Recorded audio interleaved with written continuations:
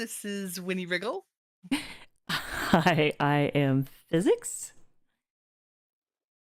Welcome back Yay. to the podcast. This is where Physics and I sit around in boats and fish in Minecraft. That was my bow.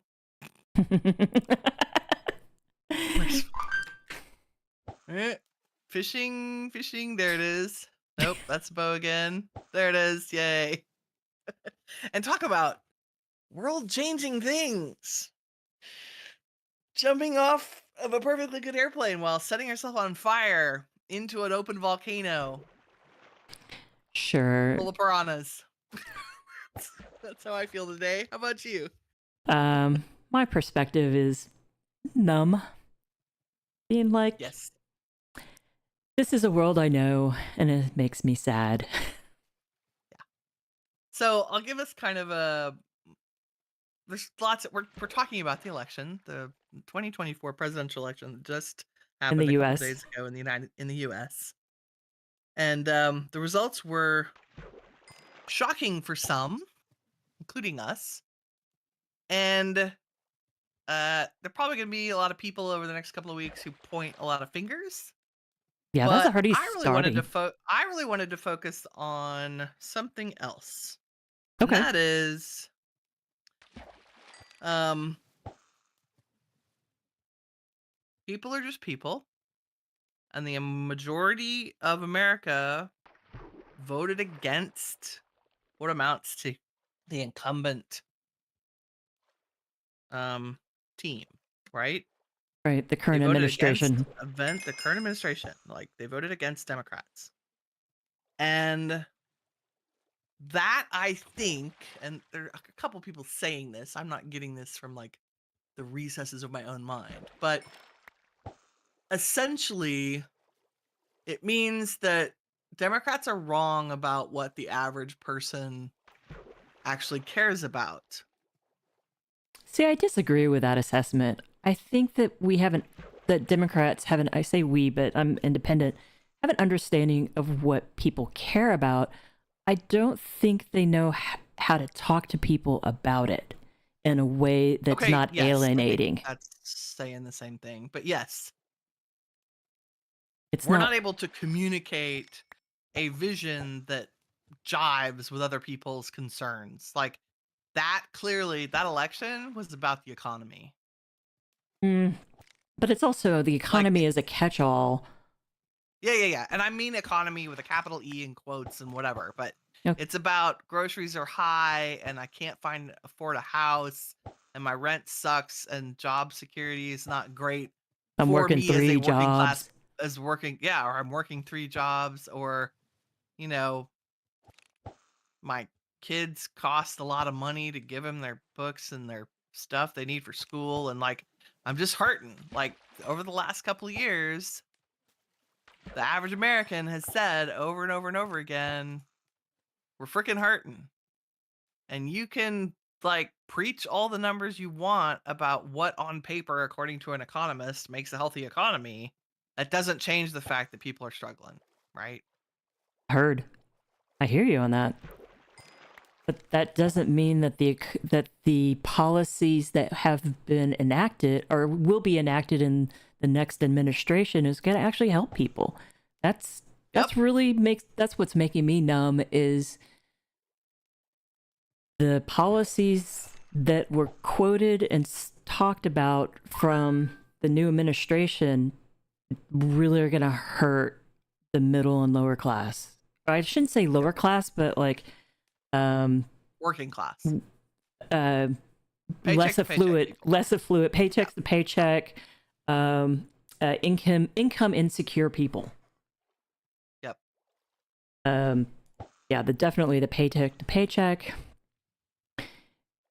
The people with stocks, people who own really big companies, billionaires, millionaires, they're going to be just fine because they can absorb the increasing cost of goods, which is going to happen. I mean, that's what tariffs will Well, do. they'll just pass it down to the consumer. They won't absorb it.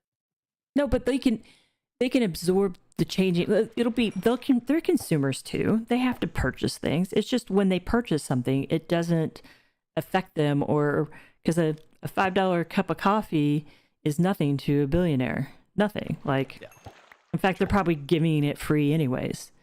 Like, the richer you are, the more things people give you. And I just asked Clarence Thomas. Okay, yeah.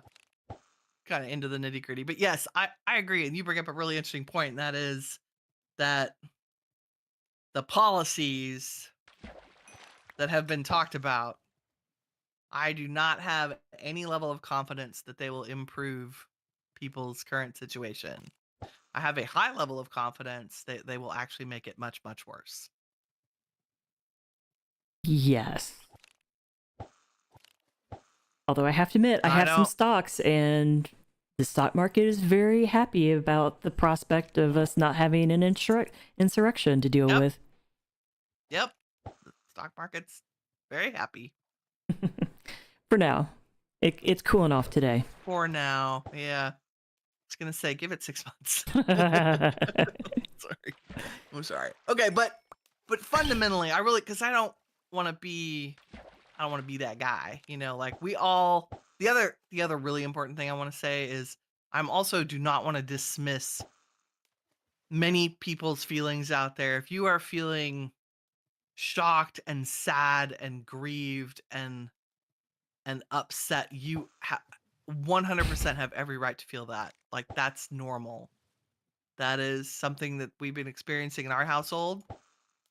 It's something I have heard every single podcast and person that I follow in this environment has expressed grief.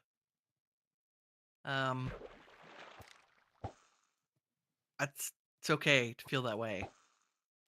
I just wanted to make sure that the conversation we were having was not grounded in that grief, that it was based in, okay, let's pick our asses up on the floor and maybe look in the mirror a little and say, how can we moving forward what can we talk do? to people? Well, yeah, like how can we talk to people in the future in a way that makes sure that we're hearing them, I guess.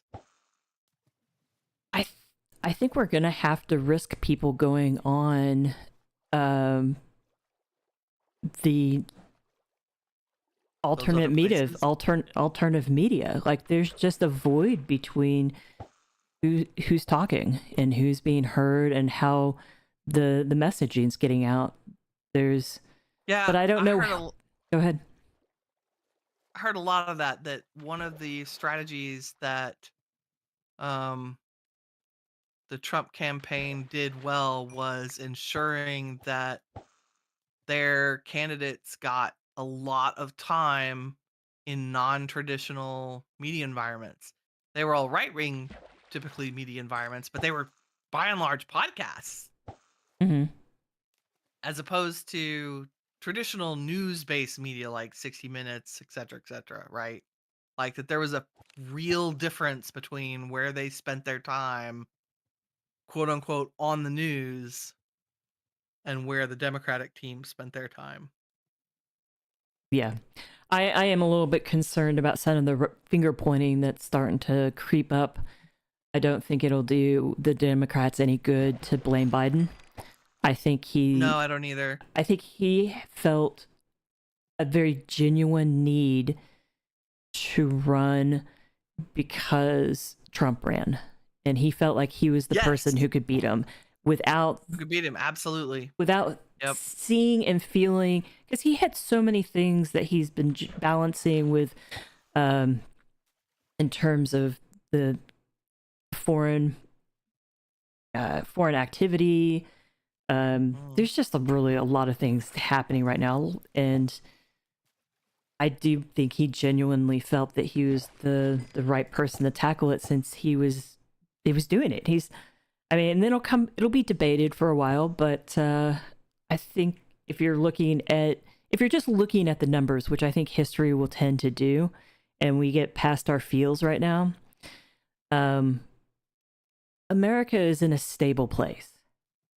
It's not, people are hurting, but it was being acknowledged and being worked on, and the programs that were being put in place are going to take a while. which nobody wants to hear. But Yeah.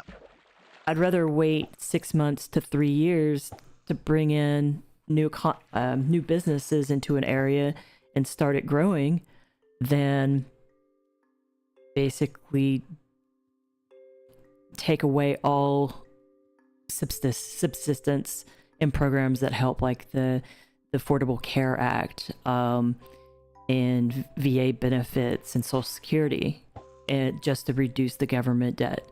I don't see that as beneficial to people. I think one thing that's really important to note too is that aging, like the effects of aging, happen really fast. And the difference between a 2022 Biden and a 2024 Biden, I don't think he felt at all incapable in 2022. You know, when he was like, I think that would have been the logical point to decide whether or not he was going to run for re-election in 2024. Like, that's the usual ramp up time for that would give the Democrats time to have a primary, yada yada. Yeah, I agree, but I also disagree on the premise too, because you don't want to be a lame duck. Like, this administration accomplished a ton of things in the last 2 years, like all the setup and momentum. And as soon as you become a lame duck president, that momentum can come to a dead stop. So there's that calculation and understanding too. It's like you have to do things to ensure that progress, that you want to continue that momentum. And so saying you're running for president means that momentum, it's a signal to your business partners, it's a signal to the military that the contracts that they have are going to continue. Saying is that 2 years ago, he felt perfectly capable of continuing that. Right. But it's a signal of stability too for the incumbent president to run again. Like, and in traditional times, that would be a good thing. But we're not in traditional times right now. Like, we're coming out of a pandemic, and frankly, people are hurting. And we've had I won't say similar, but we've had definite inflection points within America that have put a huge level of strain on our people, on our structure itself.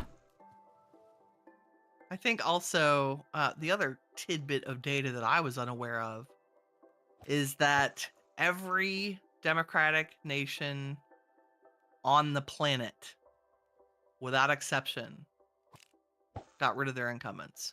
Yes. 100%. Nothing has happened like this since 1905. Actually, I didn't know that. I didn't realize that every single one. I know Germany's having issues right now. Every single one. 100% of all countries that involve some form of vote, legitimized vote, got rid of their incumbents. All of them, regardless of party. Wow. That is saying something. So there's definitely some feels. I think there's some feels there, like the post-pandemic feels effect. Like that's a thing.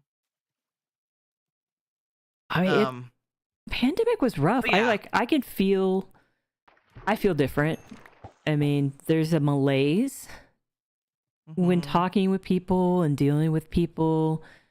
Everybody's just, they want a way to get out of this malaise, and I think that was something about the rhetoric of the new administration, of like how he spoke about things felt energizing.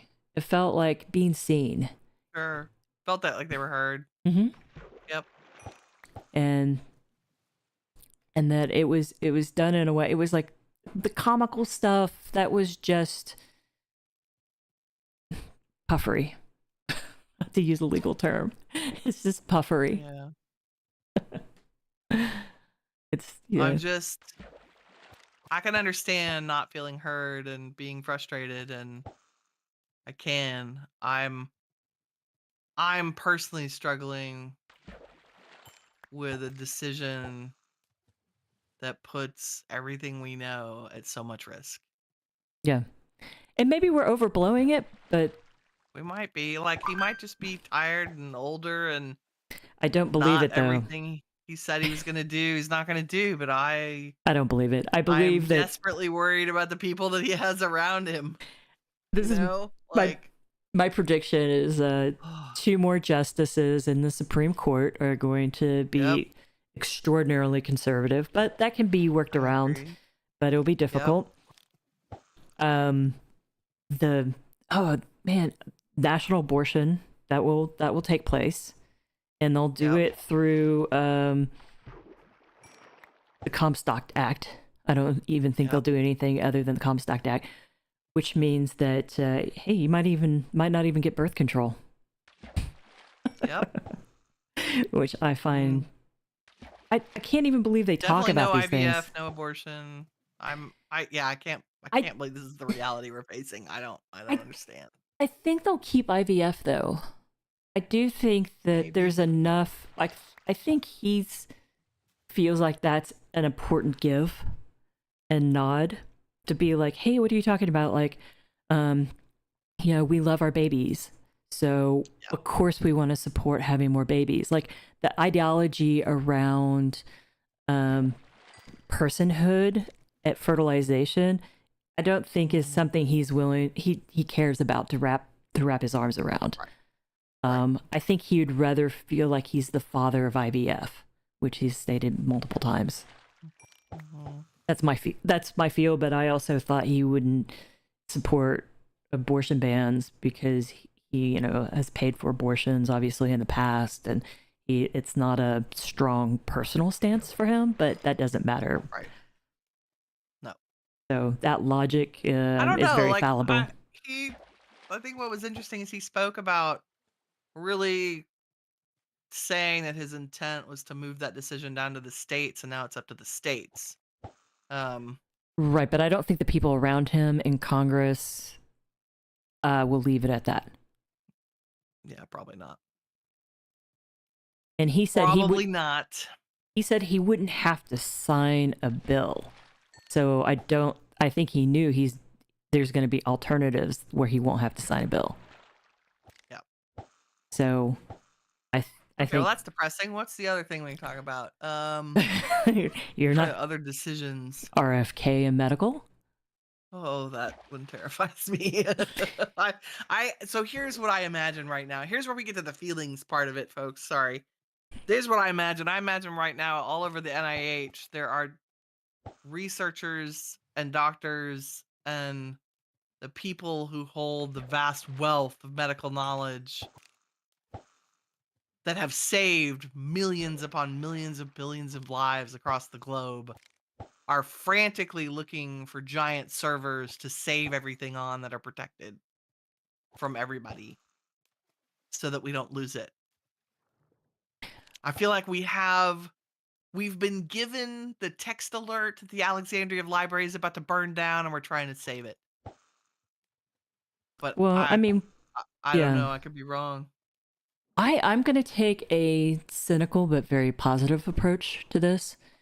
And Okay? in terms of vaccines, I think the pharmaceutical companies are going to push back and prevent too many extreme things because that's going to affect their bottom line too much. Oh, because they make too much money on the vaccines. That's a really Right. good point. I mean, there's a huge industry, and we want to shovel pills, we want to shovel shots, we've got Yeah, to, that's a lot of money. we've got a pill for that. A And lot of money in that. That's a really good point. Okay, that makes me happy. so Yes, please. now I they won't, never thought I would say that in a million years. Go pharma. however, you want to know what the However, bad part comma. is? No regulation. Mm. Oh God. Well, there is that. So for the people who can afford it, all you billionaires and millionaires out there, you'll be fine. Everybody else, good luck affording any of your meds. Sorry about that. I know they're bad enough right now. Well, I was always the one thing that impressed me, I shouldn't say the one thing, but one of the things that impressed me about Cuba with all the political mayhem that they have going on is that they actually spent money on medical development for diseases that affected the most people. So they made headways into like cancers and diabetes and things that affected the largest part of the population instead of what would make the most money in development for like once you develop something. So less Ozempics, less erectile dysfunction medications. Right. But I think I mean, but that's more government oversight if you're gonna like direct and be like, hey, you know, we've got however many people affected by X disease. How about we just focus some money on that? And now we won't have any money for the government to spend. So. True. But anyways, Well, that's my bright point: is pharma to the rescue. Farmer to the rescue. I love it. They won't let it all die. I think, yeah, that's good. Yeah, I'm always about the bright look on the bright side of life. Sure, and I know that you know, we will have elections again in 2026, and that will um give us another chance. But I think between now and then, it's part of the reason I was talking about how do we talk to the people who didn't vote that way this time in a way that works. See, I'm getting tired of hearing about the minority groups and the number of people that got peeled off from them. I'm like, the reality is we still are a country of white people, of Caucasians. And you can't True. put all that onto the backs of minorities. I think it's unfair, and you should have more of a distribution between every group. And no group is a monolith. And to put that pressure, I don't know. I don't. Okay, what did I say that made you go that direction? I'm just talking about talking to everybody It is, in but the working class, whites included. I agree. But when people start talking about, it's back to like the finger pointing and blame. It's like when you start talking about talking to people have the discourse around it has been breaking them into parts in different groups. And you didn't say that, yeah. but that was, it's like, as you go out and you talk to people, everybody does have different concerns, but to me, it is a societal holistic concerns. I mean, so anyways, it's just one of my, sorry, it's on my mind because it's kind of my pet peeve. I was listening to NPR this morning, driving to go for a walk, and they were waxing poetic, talking about the losses among the Latino votes. Exactly. Yeah, the Latino is huge. That's a huge coalition. Like, it's fact. Like, the data is showing us, and there'll be more once all the polling data is in and everybody does their analysis and whatever. But the reality is, yes, that is a huge section of that community that is voting more Republican, and it's important to understand why. Right. That's not the only community by any stretch. And I just don't want us to leave off and be like significant. Like, put it on to the minority communities and not be like, okay, why aren't we reaching Caucasian men of any age or all ages? I perceive the conversation is, why are the Democrats losing some of their previous base? Like, and that's a measurable part of it. Like, I think that's where the conversation comes in. Is why is a group of individuals who would typically be voting Democratic in a majority, why is that not the case anymore? Yeah. And it still, you know, we're always, try to move new voters to us, but we also need to really understand why are we losing people who used to vote for us, you know? Or vote for anybody for that matter. It was really I heard a really interesting commentary between on What a Day this morning. She was interviewing John Favreau, and he said something about um both one of the things that the Republicans have started to do, the Democrats need to think about more, or the independents too.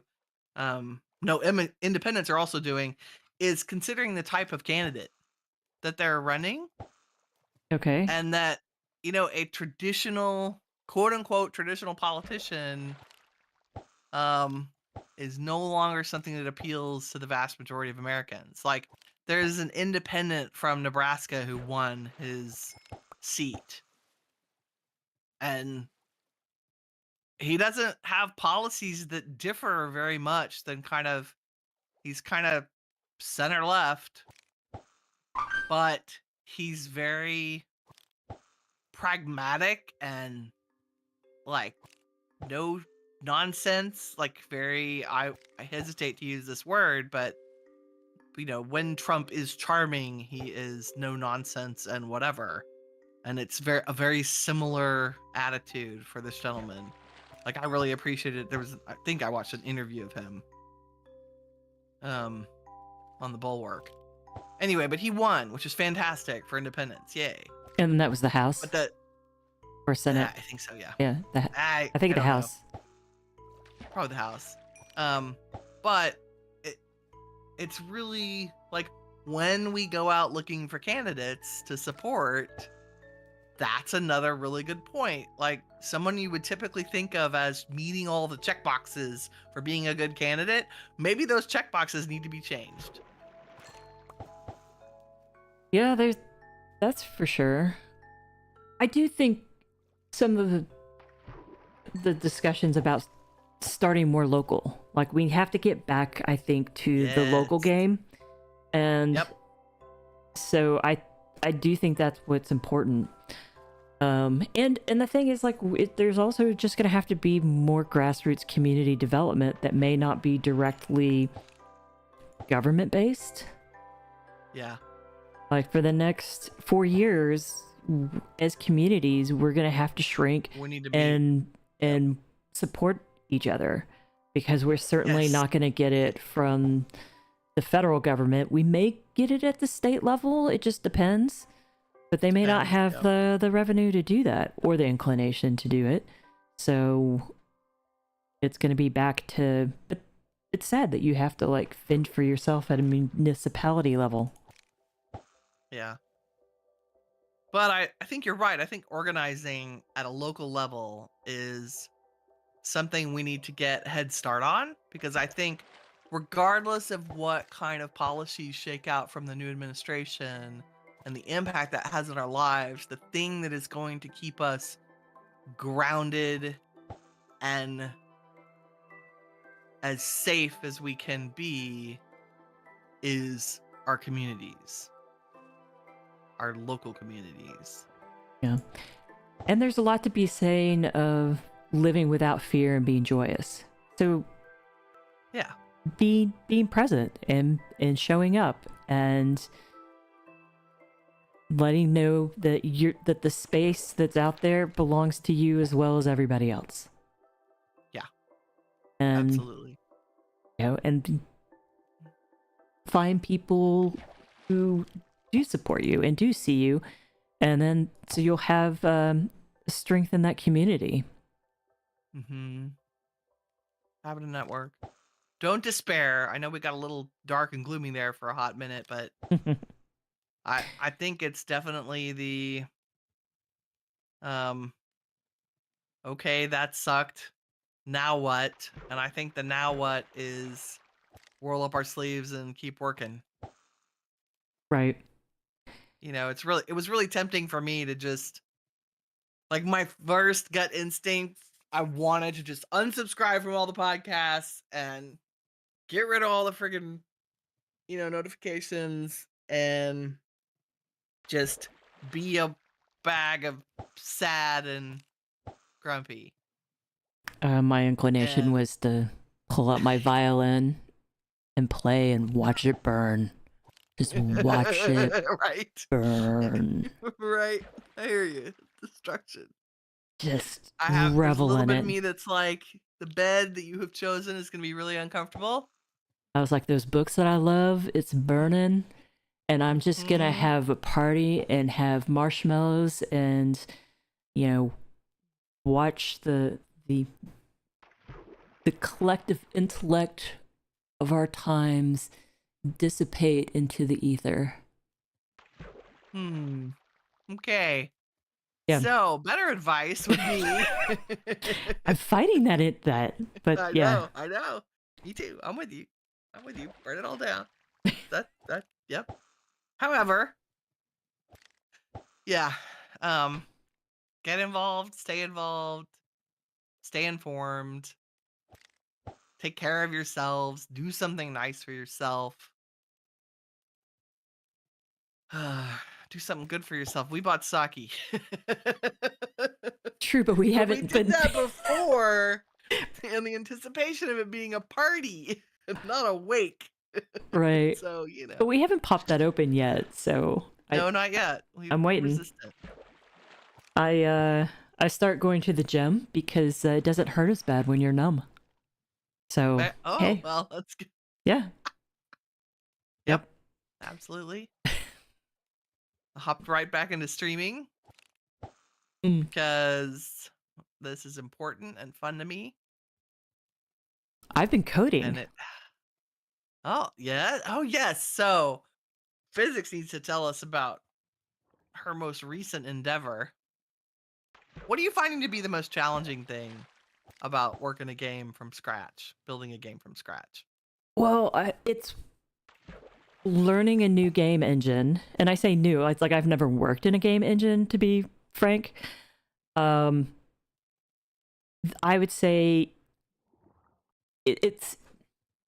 I'll do it on the positive side. It's like what I'm having fun with is like I keep wanting to hard code everything, and there's so many different ways to do things with like animation players, which I actually think quite a bit in because I used to do Flash animations back in the early 90s. And so it's like it's a way to just to organize your assets and to bring them to life. But I do find that I really do want to do a lot more coding, and the hard part about that is like frankly I'm not a very good coder, and I'm always having to look up function calls and being like, okay, what is this call and how does it communicate? And then there's like it'll be in my head that I'll want something and I'll work really hard to get some like effect, like, oh, I want a specific flashing effect, and I'll spend like a whole day on that, and then I'll incorporate it into the game and it'll be like just doesn't work. Like, it was That's great frustrating. in my head, but frankly it was it doesn't work. Like it's like I had a flame cool off, so like I have a little dragon that runs around toasting marshmallows in Marshmallow Land in Fluffton, and the dragon spits out fire. And so I had like a cool off because it's like you spit fire and you gotta, bring up more juices, right?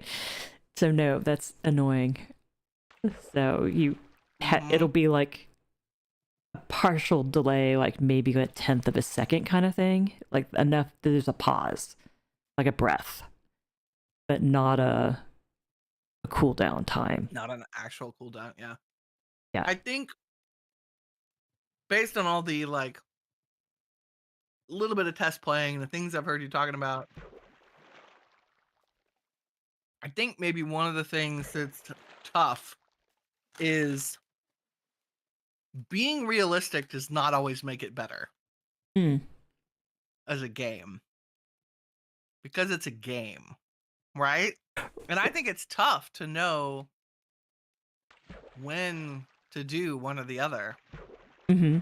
When to make it's just a game and cool, and when to say, no, this element of realism is important. Right. And this game is like a super easy, like if if I knew what I was doing, this game should be done. But I think it's going to be fun. Like I've broken it down into I want to make games that you can play for like 10 minutes or maybe an hour, clicky game, and you just have fun. And each game will have a component that I'm learning, and so that I can build better. I can build up for the next game and do it either faster, better, more efficient. And what's great is I have all these game ideas, which years ago I thought about going into game design and I just couldn't think of any concept that I wanted to do. And I was going to go to go to a game school that was like a 2-year program, but I literally couldn't think of anything as a concept. So, and now I have like a dozen ideas. I had one last night, in fact. Mm-hmm. So, and it's super simple and it should be fun. So I'm gonna work on that. And the thing is, like, I'm decent at all the aspects of game design, which is like I'm a decent programmer. I think I'm creative, and I'm a decent artist. So why not throw that together? Now it's sound. I'll probably need help with sound. Yeah, but that can be like, you can find free sounds online. No Right. problem. Right, and that's what I'm gonna do until I start making money. It's gonna be all free sounds. Exactly. But no, it's like I'm enjoying it. The part though I'm a little intimidated by is getting it publicized and getting it out there. And I feel like but I'm not going to worry about that for the first couple of games because I see them as, our first videos that we've taken down. These are learning, and I'm looking for input and concepts and community, and just generally I'll start to build a little community and be like, hey, this is Physics Gaming Games, so come let me know what you think. This is where I tell her she's got to make a Discord, and she starts screaming and running out of the room. It's like, do you want me to make a game or do you want me to be on Discord? Because I only have energy for one. I've got to get my Discord up and running so that I do have a place for the community to go, because I have a lot of people in it now. And I just need to do it. Like, I mostly know what I want. We can tweak it after the fact. I just need to make it so I can put the link. Energy on that section. I'm really concerned about not having the time and energy to spend on the game in the creative side of things. Why time management so important? I agree. No, like I don't. Setting aside certain times to do things. And time management is one thing, but it's like the actual energy to do that. Like, I really have. This is why I'm talking. You just don't want to. Like, I think it's easier to say that you just don't. You're not interested in it, so you don't want to do it. No, it takes up this bandwidth in my head. It's like when I can do it, and then I'll sit down to code, do other stuff, and I'm worthless.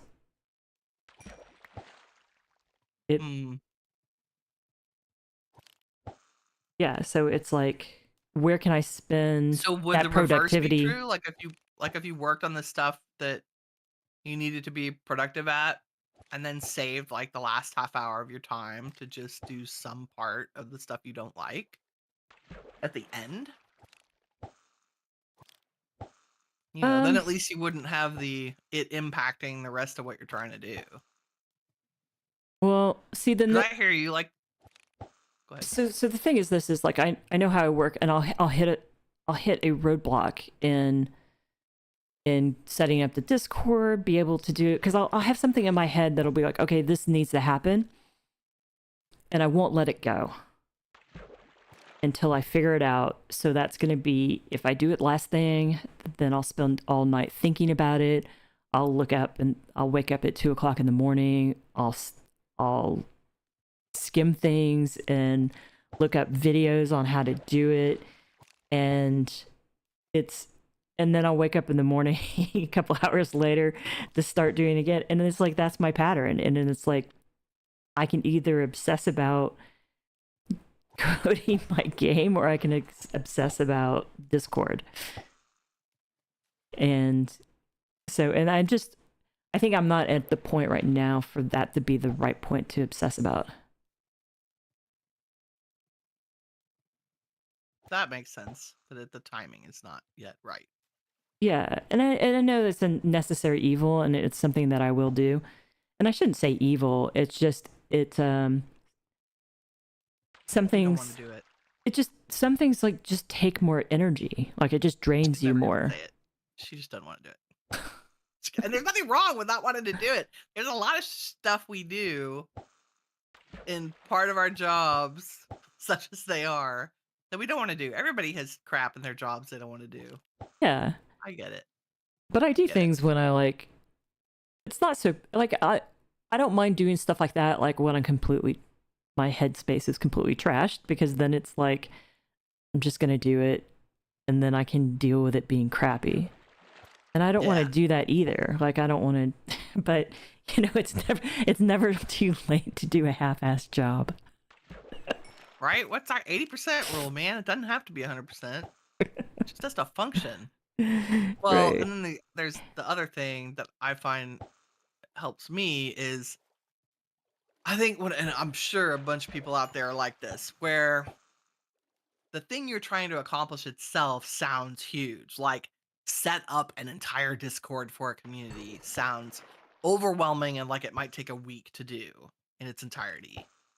And the reality is that a good task management is sitting down and saying, okay, what are like the 5 steps to doing that?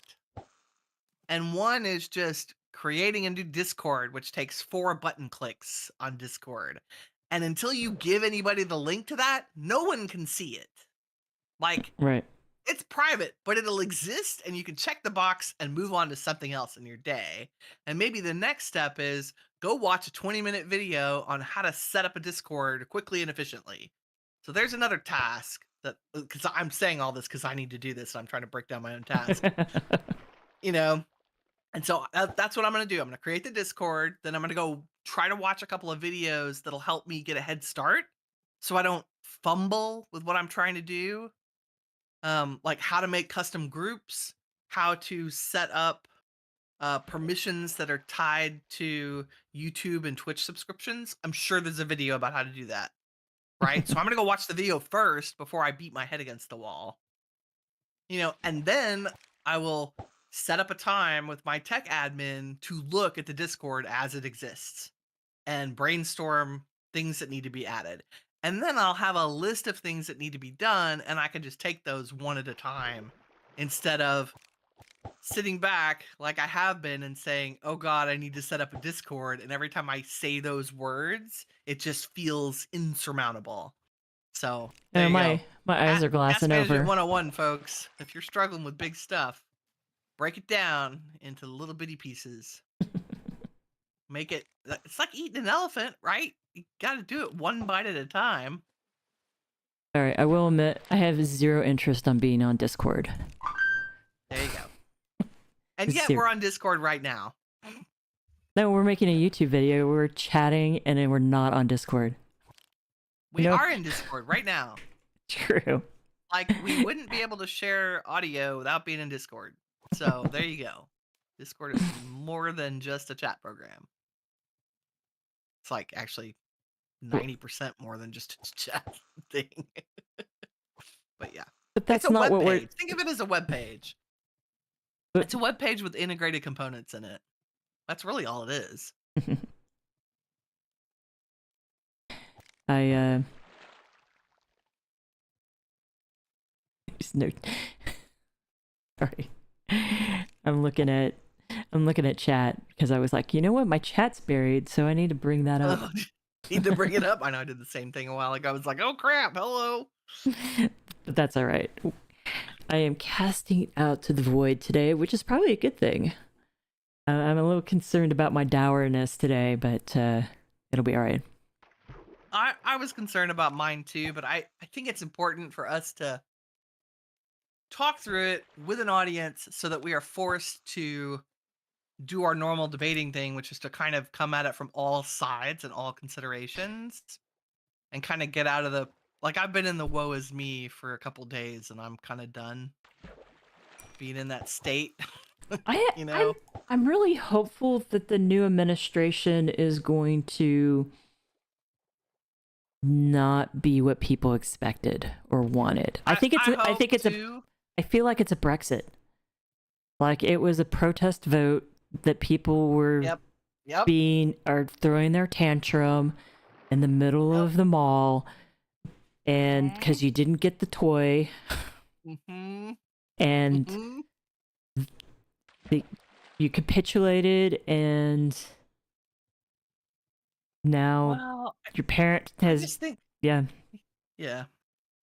I just think if you're not like really engaged in politics and you got up to the election and you saw a couple of commercials and the only thing you're really thinking is, I am too freaking busy and tired and stressed and overwhelmed, and I don't have any money and I can't do the things I want, and my entire family and everybody I know is struggling. I don't have freaking time for this. Clearly, it's the people who are currently in charge that are at fault. I just want to change. And I get that. I do. And that would be nice, but there's people out there who are very well informed, and well, that's not who I'm talking about. Yeah. You can't, people who are deep in it, we can't change their mind. My parents wearing garbage bags that night, like I can't deal with that, and I'm not responsible for that. Like that is not they're fine. They don't have money issues. They're like living the good life. Well, half. You know? Half of them are, but whatever. You know what I mean? Like that's not who I'm talking about. I'm talking about somebody who's not actively engaged in politics at all and is struggling. I get it. I'm trying to get it. I do. I'm just really, really sad that decision may have terrible outcomes. I hope it doesn't. I do have hope. I would like some hopium from people that it is going to be like Brexit, where it's bad, but it's not like earth-shattering or insurmountable. You know? But it is serious because that's the way a bunch of people voted. A bunch of people. Anyway, sorry. Thoughts? Yeah, I mean, I don't know. I mean, we keep going around and around, and it really has a lot to do with communication and connecting to people, and which obviously I've just spent 10 minutes being like, I don't want to do it. It's not what I like to do. It's not like what I like to think about. Communicating and connecting with people. Yeah. And yet you're doing so much of it right now. Like in RL, you've been very active. Yes. Like yes, I have. Amount. My therapist says I'm resistant. My therapist says I'm resistant to change, and it partly is like my therapist doesn't understand how much change that I have embraced in the past 6 months. Yeah, a lot. Yeah, everybody's resistant to change. True, but it was. We all hate change. Especially the older you get, the more you don't like change. Apparently, it was noteworthy. Okay, yeah. I would like to shake their hand. It's very true. But it's different. Oh, yes, it is. Okay. I do but we're the same way. Like, it's hard. Change is hard. Yeah. I do like to think about things. I don't like to make commitments immediately. So if I feel like I'm being pressured to make a commitment, it was like, no, I need to understand the benefits of this because um so sometimes things are a zero-sum game. I try not to look at life like that, but if I do A, I won't necessarily be able to do B. So I gotta weigh those things.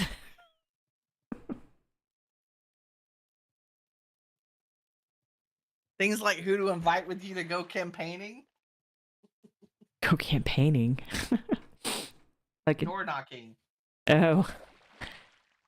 Don't let your neighbors invite themselves. Oh, Just yeah. FYI. Kidding. Yeah. No, I mean, you really, we create a community. Go us. I did learn something that day, so Yeah, well, our that's good. neighbor used to teach civics, so that was interesting. Well, that's cool. I didn't know that. Yep. That's awesome. And she was a guidance counselor. No wonder she was engaged in the process. Yeah, she's always Having been very been well engaged. a civics teacher. But Loved my civics teachers in high school. They were great. oh yeah.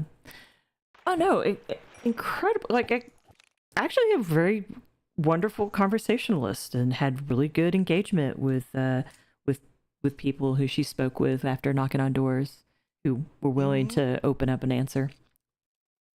So yeah, I mean, just the neighbor happens to be a little bit of an Eeyore. and not in a fun way like me.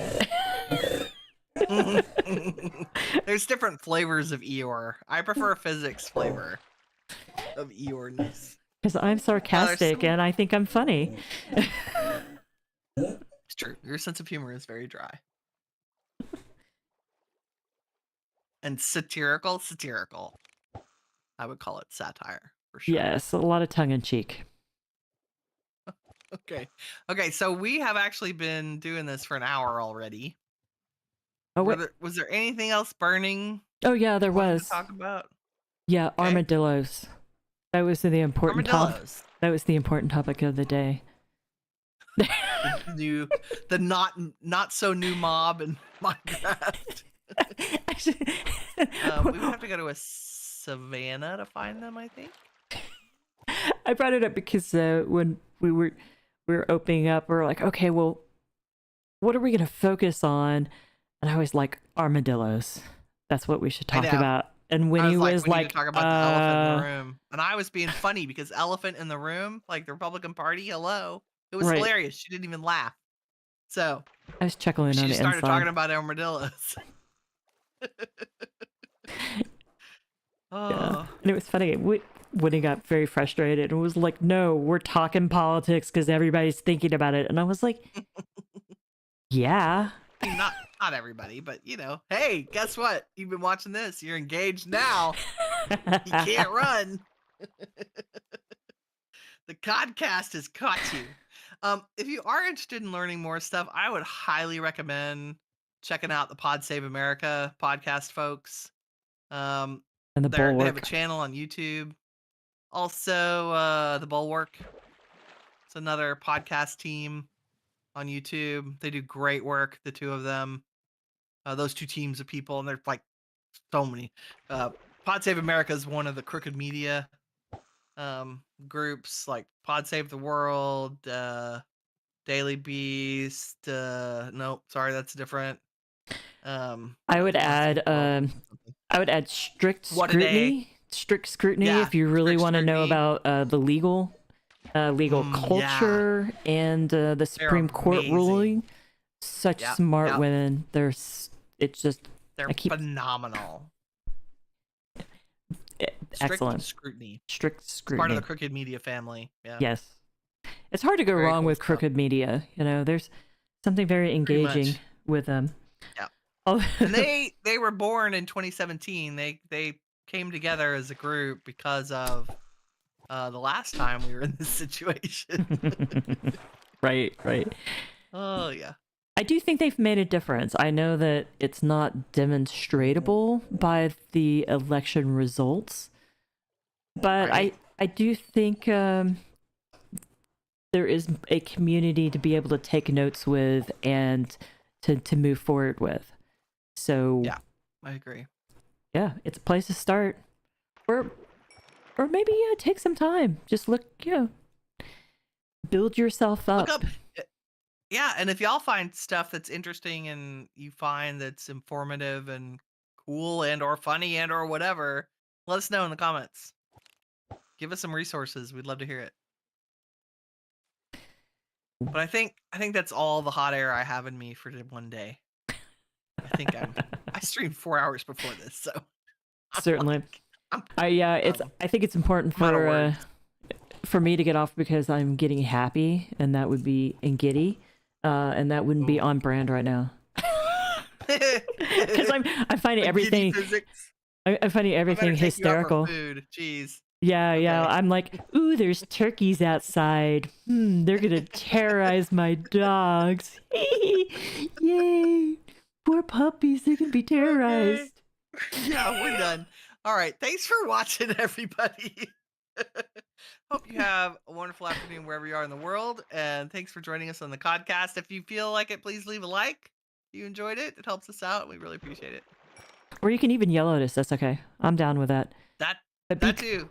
But in general, be kind. You can yell, but then you got to end it with like something Kindly. that's kindness. Yeah. Yeah.